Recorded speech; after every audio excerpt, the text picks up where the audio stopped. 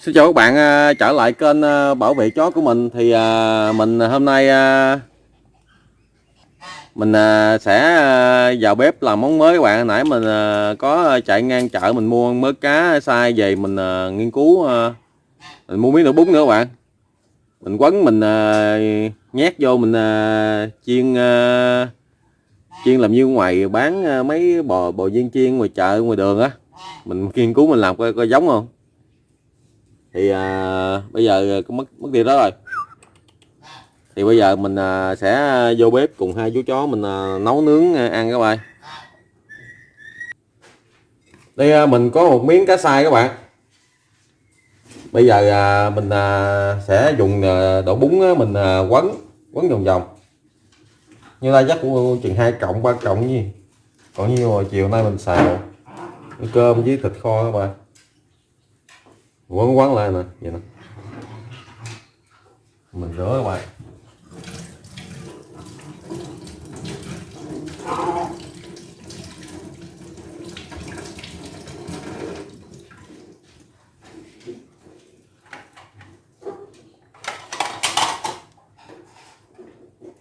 Ừ.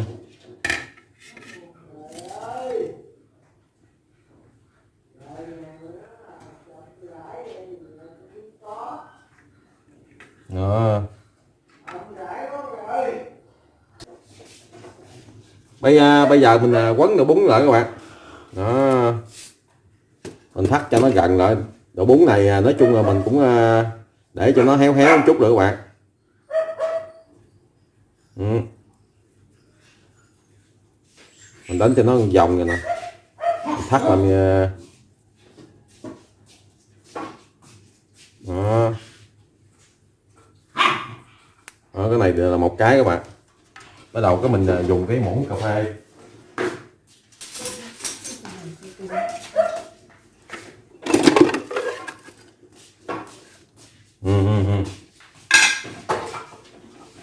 Nè, mình dùng muỗng cà phê các bạn. Mình dùng muỗng cái mình để mình ép vô các bạn.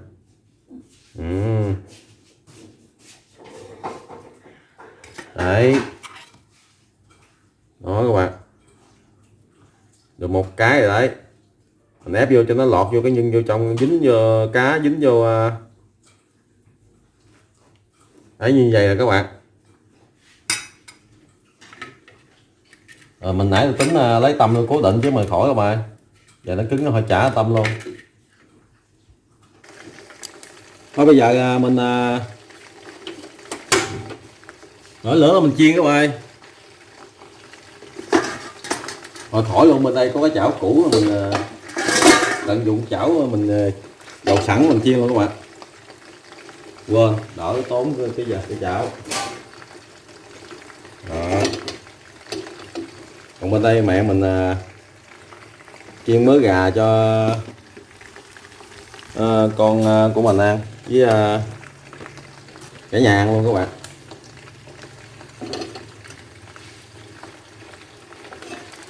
Đó, chảo vừa nóng mình bỏ vô các bạn, nóng quá bỏ vô nó nhảy. Đó. Đẹp chưa nè các bạn ha, quấn về là ok.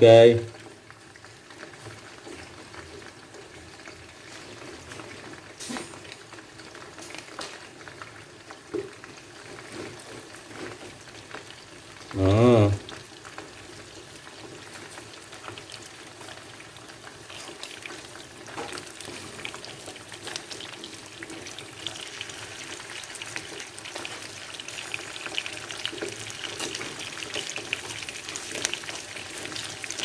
Đó, nóng lên rồi các bạn.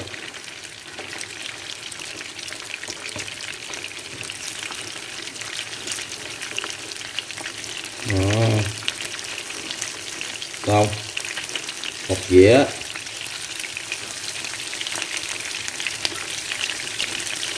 Rồi xong các bạn. Giờ bây giờ nãy giờ nó sôi dữ các bạn, nên bây giờ mình lật mặt lại các bạn. Đó, vàng hết ráo nè, khỏi cần bột gì hết. Mình chơi chả cá riêng luôn các bạn. Cái này không phải giá cá mình, cá sai mà ta bán sẵn Chắc nghi cá này cá giống cá nàng hai các bạn, mà tôi nói giống cá thác lát mà không phải, nó là cá nàng hai. Cá bự hơn cá thác lát, nó có cườm đúng không, cá thác lát cườm. Ngon lành, thơm phức rồi nè. Miếng này nó rớt ra rồi, rớt ra thì cho rớt ra luôn.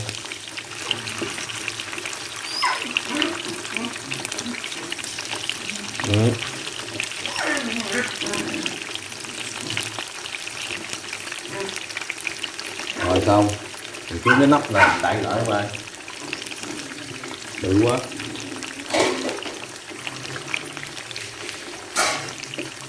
Các bạn đây lại cho vừa, nó hấp cho nó chín luôn cái đậu luôn các bạn, trước khi không chín đâu. Rồi nãy giờ mình đậy từ 5 phút nữa mà, để coi kiểm tra có chín gì không bạn.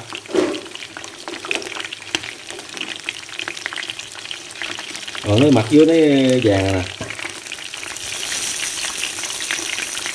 mà sao cá này ngộ ta, mình sao nó mập lên các bạn, kìa ta. Mình nó mập ú lên luôn nè, ngộ hả.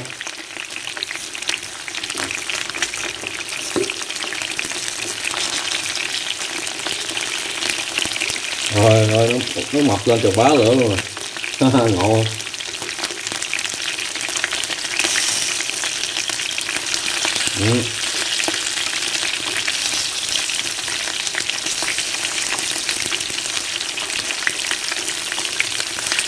Rồi thôi mình vớt ra các bạn, tắt lửa luôn. Đồ bún nó quéo lại.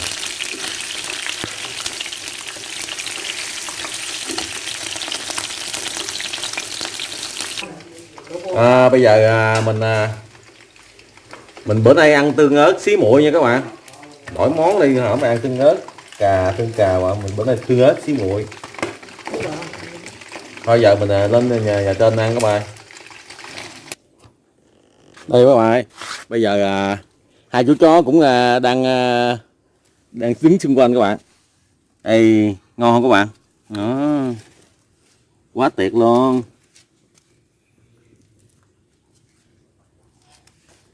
Ở ngoài chợ mình làm được thì về nhà mình làm được các bạn. Đó. Rồi giờ ăn thôi. Ăn thôi. Đây. Cho chú chó một miếng đây. Mình gỡ ra cá ra mình cho nó ăn các bạn.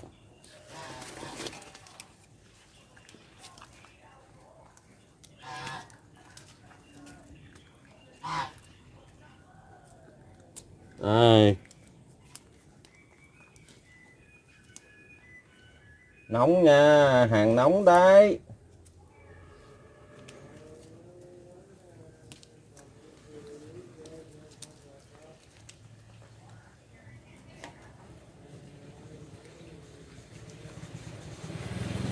Đây. Nóng đấy. Ăn từ từ đấy.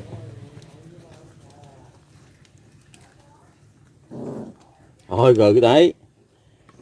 Thôi gừ. Ghê quá. Thôi xin mời các bạn nha. Trời ơi ngon quá các bạn. Ồ cực kỳ không? Bây giờ mình sẽ chấm vô một miếng xí muội các bạn. Đó, xí muội đây. Đó, chấm vô coi. Xí muội rất là ngọt ngọt chua chua đã. Đó các bạn, nó vậy nè. Nhận vô nó sẽ ở giữa nó dính rồi thì cái dính hai bên nó không rớt ra.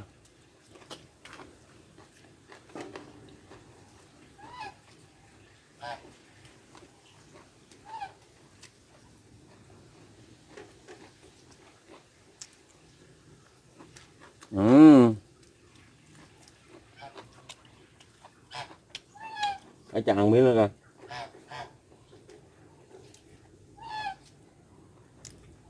Mời các bạn nha.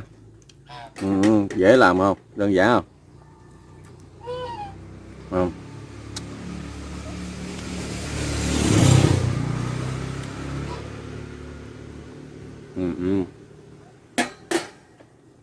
Rồi. Ừ.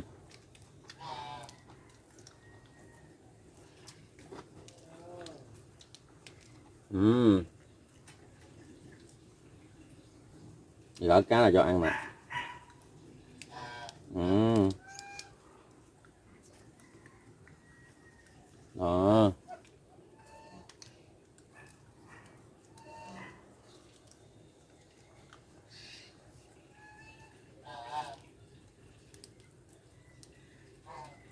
Ôi ôi, nóng hổi từ từ ăn nha.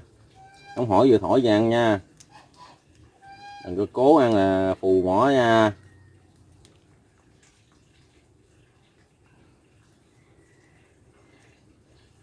Ừ. Rồi xong tới cho ăn thôi. Bây giờ mình ăn cái miếng của nó các bạn. Tụi nó ăn thịt rồi mình ăn nhân.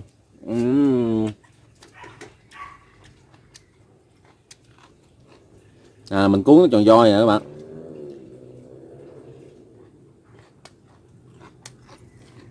Vậy đó.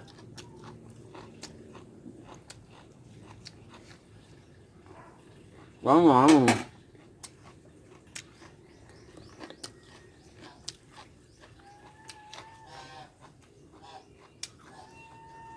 Quá đã luôn, dầu không, vô rửa tay thôi. Thôi xin chào các bạn và hẹn lại các bạn vào những video kế tiếp. Xin chúc các bạn và gia đình có một ngày vui vẻ và hạnh phúc nha các bạn. Xin chào.